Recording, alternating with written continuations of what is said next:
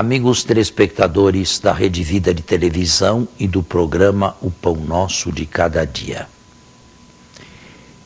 Na primeira parte da segunda aos Coríntios, existe um primeiro tratado de Paulo contra os intrusos de Corinto.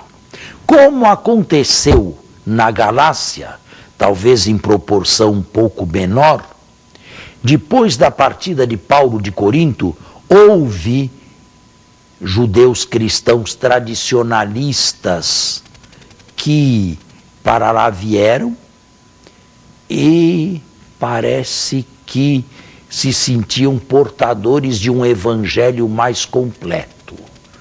Se sentiam portadores de uma visão mais acabada de Cristo. Em primeiro lugar, traziam cartas recomendatícias de Jerusalém.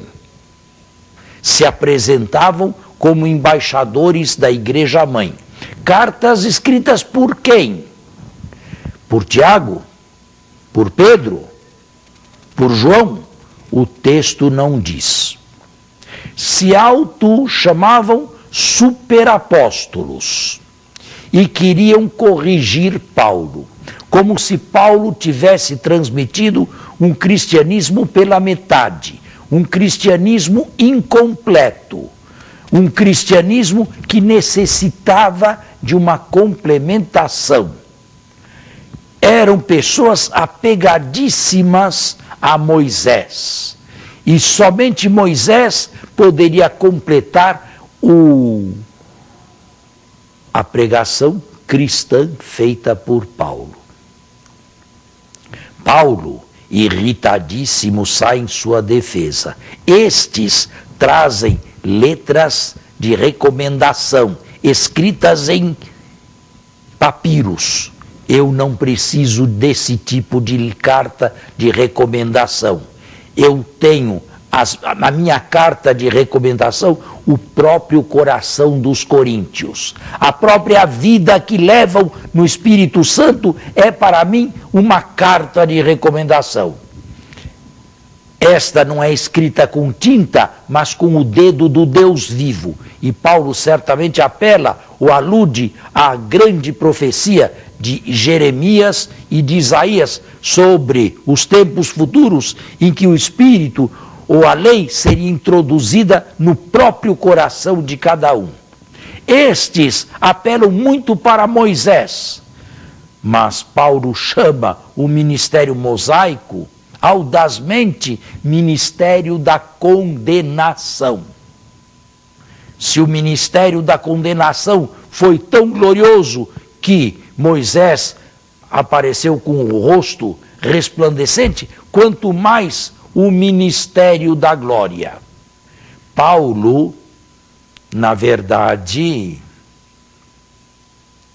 via o seu ministério superior ao ministério mosaico e, diferentemente de Moisés, não tinha necessidade de pôr um véu, não tinha necessidade de se cobrir com um véu, para esconder um esplendor que para ele, Paulo, era um esplendor mosaico passageiro, que se esvaía com o passar do tempo.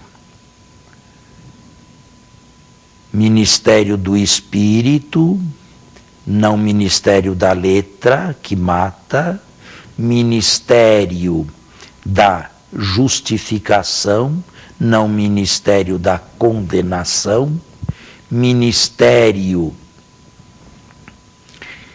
da fé, não ministério do texto, da Torá. É assim que Paulo se compara a seus superapóstolos, por ele assim denominados ironicamente. Nós estamos acostumados a imaginar que o proto-cristianismo era uma visão única de Jesus e todos viam numa mesma direção. Na verdade, os fatos não foram assim. Havia Jesus Cristo, havia fé em Cristo, mas havia visões e diversidade de visões de Cristo. E Paulo se opôs audazmente a estes, porque havia feito um acordo em Jerusalém. Eu para os gentios e vós para os judeus. E sentia que o acordo estava sendo desrespeitado. Judeus com cartas de recomendação de Jerusalém para se sentirem superiores a ele, Paulo, apareciam intrusamente em Corinto nas suas costas, quando estava ausente, e procuravam denegri-lo, apresentando como se fosse um mensageiro qualquer e incompleto. Paulo não podia aceitar esta situação.